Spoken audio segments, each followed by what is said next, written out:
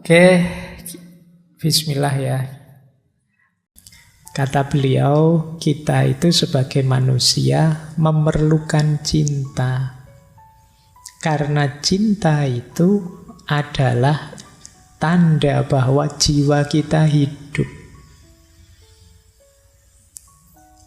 Kata Syekh Hafidz, cinta adalah kebahagiaan terbesar ciptaan. Bagi yang pernah jatuh cinta, boleh kamu ingat-ingat.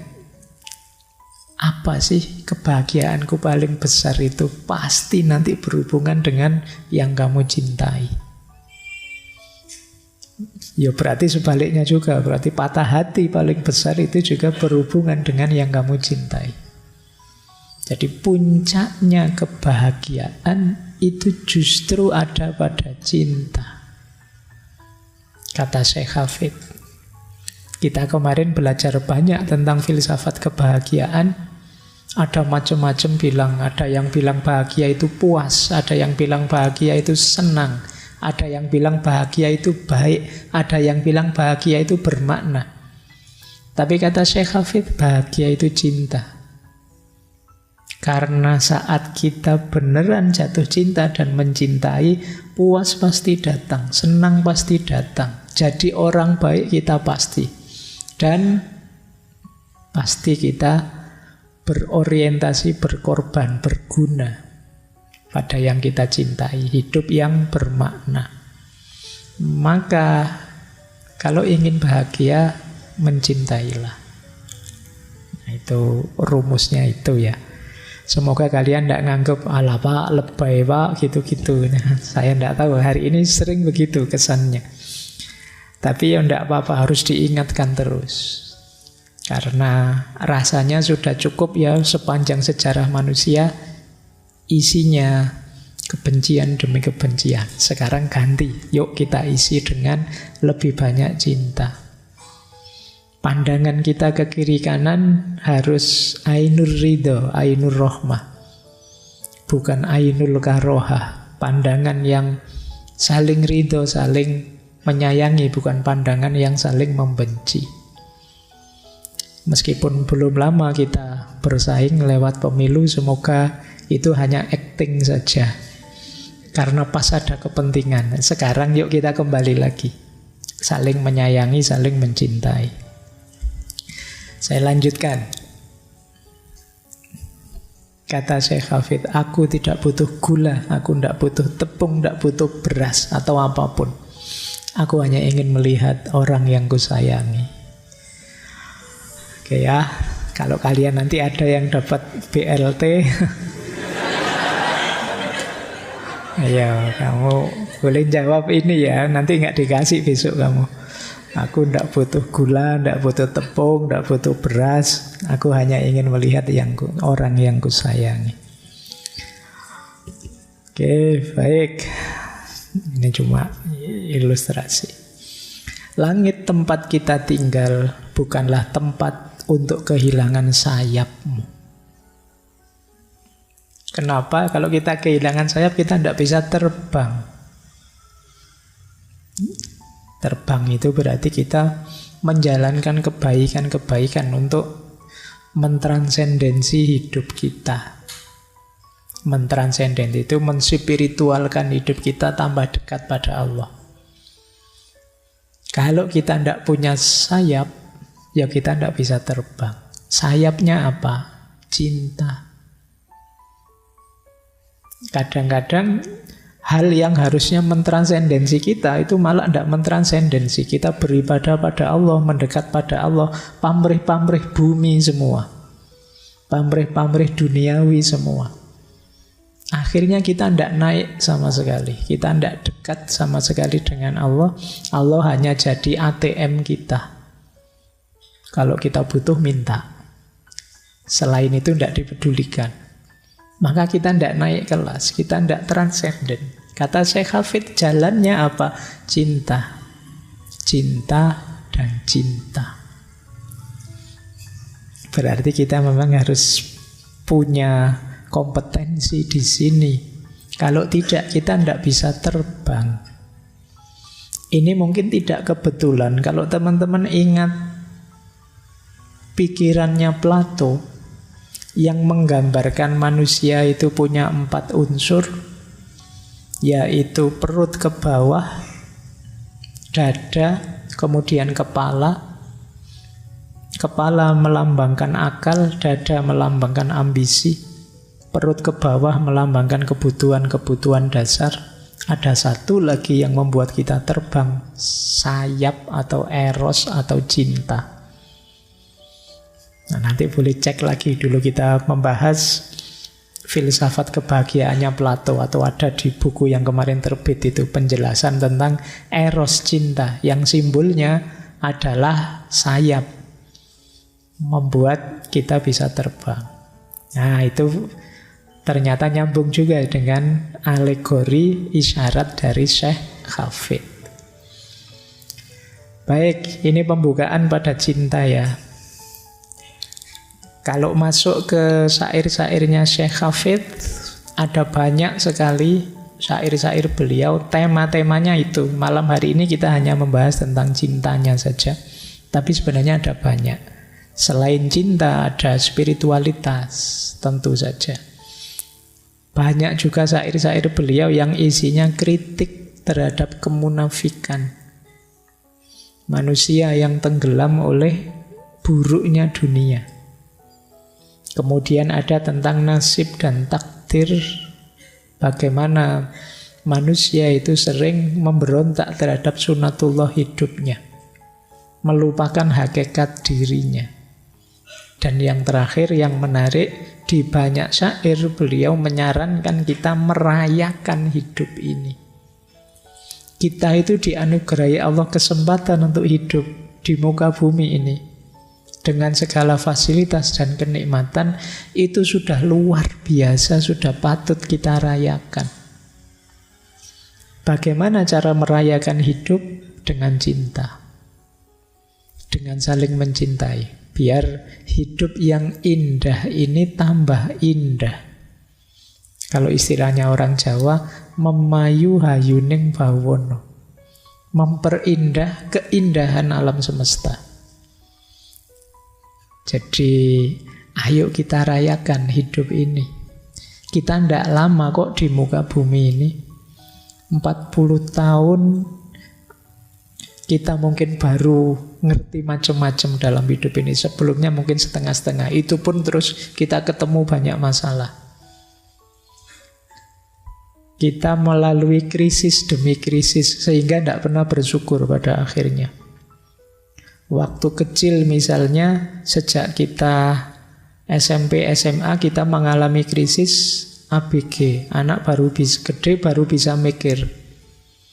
Ingin eksis, ingin bebas, tidak mau dikekang, pokoknya itu. Tapi di sekelilingnya penuh kekangan, jadi dia gelisah, dia stres. Nanti zaman mahasiswa stres lagi. Nanti kerja apa ya saya, jodohku di mana ya, masa depanku cerah enggak ya, kamu stres zaman mahasiswa. Nanti selesai dapat kerja, kamu mulai dewasa, menikah, stres lagi. Stresnya biasanya kalau sudah mulai mapan itu seandainya, seandainya kemarin saya begitu, mbok kemarin saya begitu, itu kamu menyesal. Nanti kamu tua, stres lagi. Begitu kamu uzur, sudah tua, kamu merasa tidak berguna. Ya memang saya sudah tua, tidak bisa apa-apa, kamu stres. Temanmu satu-satu meninggal, kamu stres. Ini mesti saya sebentar lagi. Terus kamu punya sakit macam-macam. Loh, kapan syukurmu? Ayolah, sejak sekarang kita rayakan hidup, kita syukuri hidup ini. Dan itu nanti banyak kita temukan di syair-syairnya Syekh Hafid ini. Baik, saya agak cepat ya, biar nanti teman-teman bisa banyak punya waktu untuk curhat. Mumpung temanya cinta. Nah, syair-syairnya Syekh Hafid kalau tentang cinta, cirinya itu ya, nanti kalau ada yang ingin meneliti, ini kan sebagian besar mahasiswa. pandangan beliau tentang cinta yang pertama jenisnya sufistik, itu pasti ya. Fokusnya sebenarnya puncaknya ada pada cinta ilahiyah. Cinta pada Allah. Meskipun kadang seolah-olah itu puisi untuk pacar kita, untuk orang yang kita sayangi di dunia, tapi sebenarnya itu alegori, simbol saja untuk cinta ilahiyah. Yang kedua, humanistik. Humanistik itu berarti cinta yang manusiawi. Cinta itu bagian dari fitrahnya manusia. Justru kalau kita ingin menjadi diri kita sendiri, menjadi manusia, kita harus mencintai. Bukan sebagai binatang, bukan sebagai setan, ya cirinya kita mencintai. Tidak sekedar berpikir. Berpikir bisa licik, bisa trik. Tapi mencintai itu khas manusia. Yang ketiga, Syekh Hafid, ya tentu saja karena menggunakan syair, sering menggunakan simbol-simbol, simbolik. Ada simbol kedai, ada simbol anggur, ada simbol mabuk, ada simbol, ya nanti di syair itu kalau ada anggur, ada mabuk, jangan ditafsirkan, wah ternyata Syekh Hafid seneng minum ciu, seneng minum. Nggak itu ya beliau mabuk itu mabuk cinta. Jadi cinta kepada Allah. Arahnya ke sana, jangan dimaknai letterlek. Jadi banyak bicara simbol-simbol. Makanya banyak nanti yang salah paham. Ada yang menuduh beliau musyrik lah, ada yang menuduh beliau keluar dari Islam lah. Pada zaman beliau sendiri begitu. Jadi karena memang sulit. Bahasa syair itu kan tidak bisa dimaknai letterlek. Kalau temanmu bilang saya sangat jatuh cinta, kalau tidak percaya belahlah dadaku. Ya jangan dibelah beneran. Itu kan hanya alegori, itu hanya umpama. Ini beneran lu aku cinta padamu, kan itu. Tapi sering orang terus salah paham, salah memahami maknanya. Termasuk simbol kemabukan. Mabuk, itu maksudnya mabuk cinta. Kenapa sih kok istilahnya mabuk? Karena kalau orang sudah jatuh cinta itu saking ekstasenya, saking senengnya, kadang-kadang kalau ngomong ngelantur. Kadang-kadang sulit dipahami, jingkrak-jingkrak ndak karuan. Itu kan saking ekstasenya, saking senengnya. Itu disebut kayak orang mabuk. Kalau dalam dunia tasawuf dulu kan kita kenal istilah satohat. Satohat itu ketika seorang sufi di puncak ekstasenya, di puncak kegembiraannya, merasa dekat dengan Allah, itu kadang-kadang muncul kalimat-kalimat, kata-kata yang tidak terkontrol. Nah itu terus yang salah paham, terus berpedoman pada letterleknya. Sama kayak belahlah dadaku tadi dianggap belah dada beneran. Gunungku daki, lautku seberangi, itu dianggap terus naik apa? Kamu punya uang ndak? Ya ndak begitu. Maksudnya siap, sungguh-sungguh. Nah, di syair-syair yang lain juga beliau banyak membahas tentang tantangan dan pengorbanan orang mencintai. Cinta itu pasti banyak tantangannya dan banyak yang harus dikorbankan. Yang sudah mencintai pasti ngerti ini. Jadi kalau kemarin 2 minggu yang lalu kita membahas tokoh-tokoh sebelumnya itu kan banyak betapa memang cinta itu mengorbankan, tapi pengorbanan yang kita sukai, kita senangi. Sama sekali tidak merasa berat. Karena ada ketulusan. Dan yang terakhir, efeknya cinta pada jiwa. Kalau di Khalil Gibran disebut penyucian. Cinta itu menyucikan kita, membersihkan kita, mentransformasi kita, mengubah kita. Sering saya jelaskan perubahan paling kelihatan dari orang yang mencintai itu dia tidak egois lagi. Bisa mengalahkan dirinya demi yang dicintai. Nah, ini banyak nanti diungkapkan oleh Syekh Hafid, khususnya dalam konteks cinta pada Tuhan. Baik, kita mulai ya, masuk. Saya buka dengan salah satu puisinya, ini saya potong. Kata beliau begini, "Wahai engkau yang mencoba mempelajari keajaiban cinta melalui salinan buku logika, aku sangat khawatir engkau tidak akan pernah benar-benar mengerti maksudnya." Jadi cinta, kok ingin tahu cinta itu kayak gimana dengan cara membaca buku, termasuk dengan ikut kajian-kajian seperti ini, itu sebenarnya kurang efektif. Kalau ingin efektif bagaimana? Ya mencintailah. Nanti kamu akan paham. Jatuh cintalah, nanti kamu akan tahu begini toh rasanya. Sebenarnya mungkin kalian sudah punya kualitas cinta itu, cuma belum kalian sadari, belum kalian hayati. Kalau saya ngomong cinta, kamu mesti bayangannya kan ke pacar. Padahal tidak harus ke situ.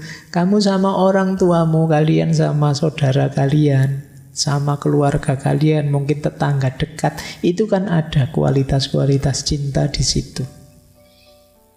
Kadang demi orang tua, kamu rela ini, rela itu, kan gitu. Berat juga ndak apa-apa. Saya jelek ndak apa-apa, Pak. Kayak tak contohkan mahasiswa nyontek itu kan. Wah, saya nyontek ini biar orang tua saya bahagia, Pak. Loh, kamu dosa loh. Biarlah saya berdosa, nama baik saya jatuh, ndak apa-apa asal orang tua bahagia. Itu alasanmu saja ya. Tapi ya gambarannya orang mencintai itu begitu. Kalian sudah ada banyak contoh. Tadi saya bilang jatuh cinta lah, kamu mesti bayanganmu jatuh cinta ke lawan jenis. Banyak hal bisa. Tidak harus ke lawan jenis. Nanti diajari oleh Syekh Hafid gimana caranya mencintai apapun. Saya lanjutkan. Nah, cuma sebelum itu, sebelum kita mulai mencintai, menurut saya beliau ngajak kita, yuk direm dulu ya. Kita agak terlalu edan-edanan selama ini sebelumnya. Ngurusi dunia. Sampai lupa kita mencintai.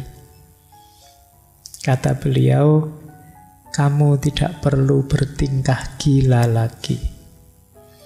Kami semua sudah tahu kamu pandai dalam hal itu.